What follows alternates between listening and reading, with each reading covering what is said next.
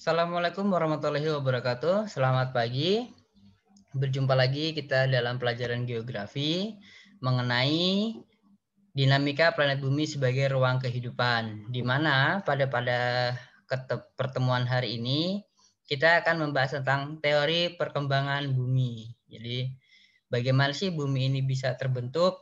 Kenapa sih kok banyak benua dan sebagainya? Nah, kali ini yang kita bahas ya. Oke. Ada teori yang pertama menurut Alford. Nah, ini yang dinamakan dengan teori apung benua. Jadi, pada mulanya terdapat satu benua yang sangat besar disebut Pangea. Jadi, seperti animasi bisa kalian lihat bahwa zaman dahulu itu benua hanya ada satu yang disebut Pangea. Kemudian Pangea ini karena adanya pergerakan lempeng, maka dia terpecah, bergerak hingga menjadi benua-benua hingga saat ini. Seperti ada benua Asia, Afrika, Amerika, Eropa, Australia, ya. Nah, kemudian apa sih buktinya bahwa teori ini bisa disebut sebagai teori pembentukan bumi? Oke, bukti bahwa pernah bersatu, ya. Jadi adanya kesamaan garis pantai ya antara benua Amerika bagian selatan dan benua Afrika. Ini memiliki kesamaan yang sama di garis pantainya, ya, seperti habis terbelah atau terpecah gitu. Nah, ini awalnya bersatu, kemudian mereka berpisah. Nah, kemudian bukti kedua, karena ada kesamaan garis pantai, itu ada benua Amerika Utara dan Eropa Barat. Ya, itu juga mengalami kesamaan, dan benua Afrika dan Asia bagian barat itu pun mempunyai kesamaan garis pantai atau karakteristik pantainya sama gitu, bentuknya sama. Kemudian adanya kesamaan fosil, ada dinosaurus di Amerika Selatan dan Afrika. Nih, jadi fosil ini ditemukan di Amerika dan di Afrika juga ditemukan gitu. Jadi ini membuktikan bahwa antara Afrika dan Amerika itu pernah bersatu karena adanya kesamaan fosil dan sebagainya ya, sampai ke Amerika Selatan dan India pun ini memiliki kesamaan fosil ya, fosilnya ini sama. Nah, kalau emang dari dulu ini nggak bersatu, tidak mungkin ada kesamaan fosil. Pasti fosil yang ada di Antartika, India itu pasti berbeda. Nah, tapi karena ini dunia dulu, bumi dulu pernah bersatu, maka memiliki kesamaan. Oke, kemudian adanya kesamaan jenis batuan, ya.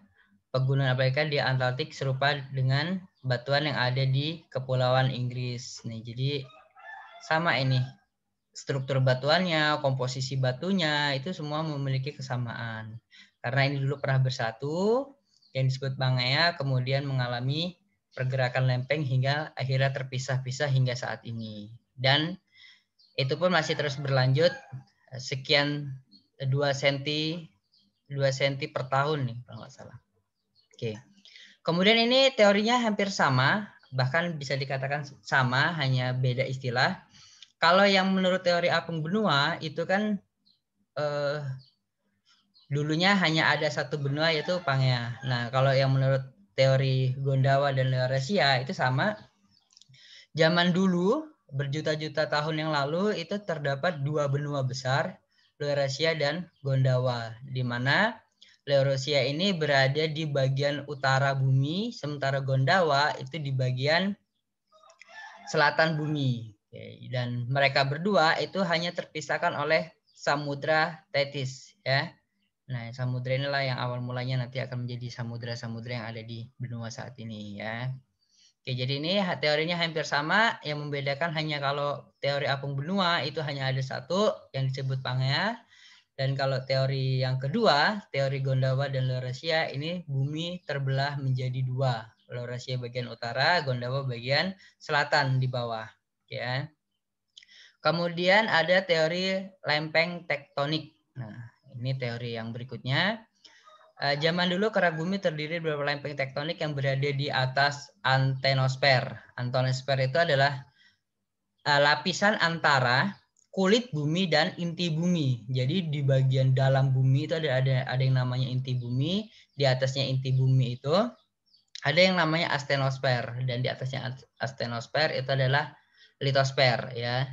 Litosfer itu adalah kulit bumi, tanah yang kalian injak itulah litosfer ya.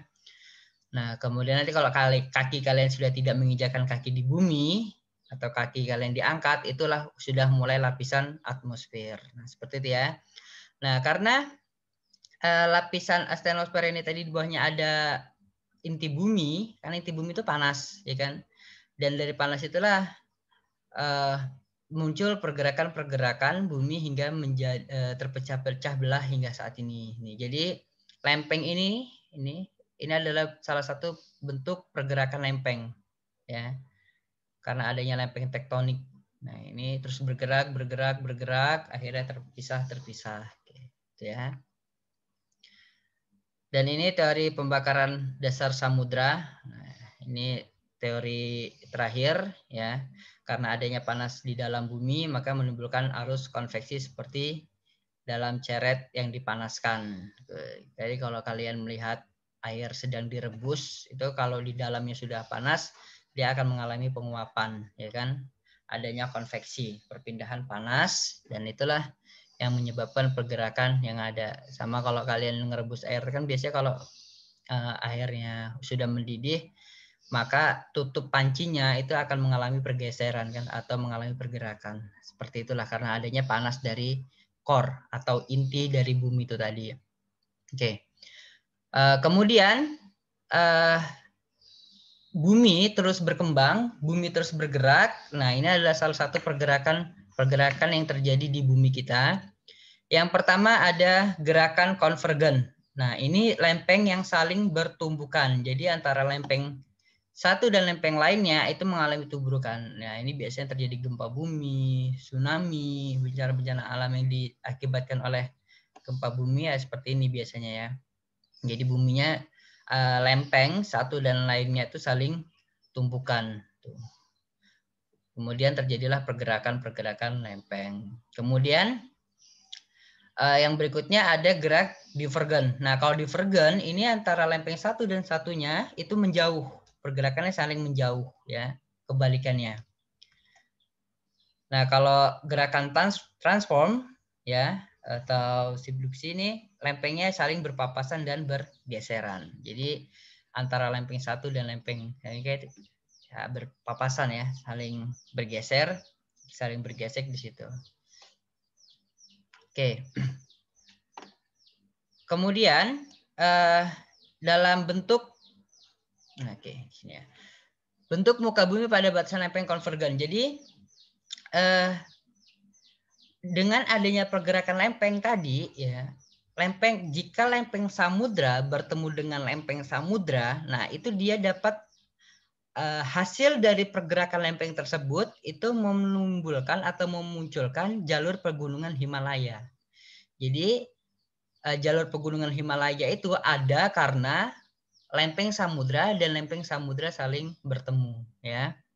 Kemudian jika lempeng benua dan lempeng benua saling bertemu, dia memunculkan serangkaian gunung api yang arahnya sejajar palung. Jadi kalau di Indonesia di tempat kita itu ada Pulau Sumatera ya, dari pegunungan Bukit Barisan dari Aceh hingga Lampung. Nah, serangkaian pegunungan itu diakibatkan oleh adanya pergerakan itu tadi ya, lempeng tadi. Kemudian ada lempeng benua dan lempeng samudra membentuk prisma akresi palung dan busur kepulauan gunung api. Oke, ini Bapak ralat. Jadi untuk yang Bukit Barisan tadi ya, Bukit Barisan tadi itu adalah akibat adanya lempeng benua dan lempeng samudra bertemu membentuklah prisma akresi palung dan busur, sorry ini salah ketik, ini harusnya busur kepulauan gunung api ya. Jadi yang ada di pegunungan api. Oke ya. Kemudian ini selanjutnya ada bentuk muka bumi pada batas lempeng divergen. Nah, ini yang saling menjauh tadi ya. Nah,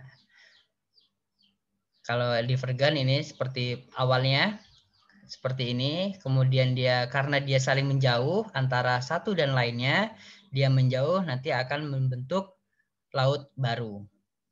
Nah, ini kalau ada pergerakan seperti ini, gerakan yang di atas itu disebut dengan horse ya, atau lapisan tanah yang mengalami kenaikan itu horst, sementara yang dia terjadi crash atau dia mengalami pecah ke bawah gitu ya, ke bawah itu disebut dengan graben. Jadi graben itu yang ke bawah, horst itu yang ke atas.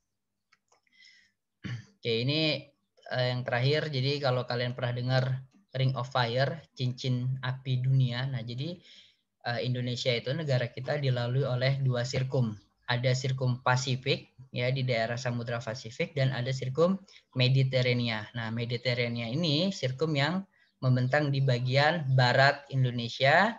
Sirkum Pasifik itu terbentang di bagian timur Indonesia. Nah, makanya kenapa sebabnya kita di Sumatera itu sering terjadi gempa bumi, kemudian gunung berapi, ya kan? Karena emang Sumatera, nah Indonesia bagian barat dan bagian timurnya dilalui oleh lempeng tektonik, gitu ya, Ring of Fire, cincin api dunia itu ada di negara kita. Nah di Kalimantan ini tidak pernah terjadi gunung api, gempa bumi, itu tidak pernah. Kenapa? Karena di Pulau Kalimantan itu tidak dilalui oleh lempeng tektonik maupun Ring of Fire itu tadi, ya.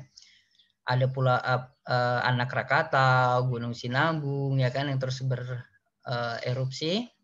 Nah ini tadi dari Aceh hingga ke Lampung. Nah, maka ada Bukit Barisan ya yang terbentang sepanjang ini. Nah itulah karena adanya pergerakan lempeng tektonik, ya. Jadi Indonesia rawan sekali gempa bumi, gunung berapi dan lain sebagainya, terutama di wilayah yang dilalui oleh sirkum Pasifik dan sirkum Mediterania. Nah ini persebaran gunung api di Indonesia jadi banyak sekali. Nah ini tadi kan seperti Bapak jelaskan sebelumnya bahwa di Kalimantan itu tidak ada gunung berapi. Jadi di Kalimantan kalian tidak akan pernah mendengar ada letusan gunung berapi di Kalimantan. Ya kalau bencana di Kalimantan kebakaran hutan, ya kan, hutan gambut, banjir itu ada di Kalimantan. Nah sementara yang di Bukit Barisan ini tadi, ya ini gunung berapi aktif semua, ya. Di tempat kita ada di Krakatau, kemudian di Pulau Jawa, ya kan, Gunung Tambora, Ranjani, nah semua itu gunung-gunung berapi yang ada di bagian timur itu ada Ring of Fire-nya dari sirkum Pasifik, ya, negara-negara Pasifik. Sama dengan di Filipina, Jepang. Nah, Jepang, Filipina itu pernah mengalami tsunami yang dahsyat. Nah, karena kita sama antara Jepang, Filipina, Indonesia itu memiliki karakteristik lempeng yang sama. Jadi negara rawan bencana. Oke. Jadi seperti itu. Bapak rasa cukup. Kita telah menyelesaikan materi di KD ini tentang bumi sebagai ruang kehidupan. Terima kasih. Wassalamualaikum warahmatullahi wabarakatuh.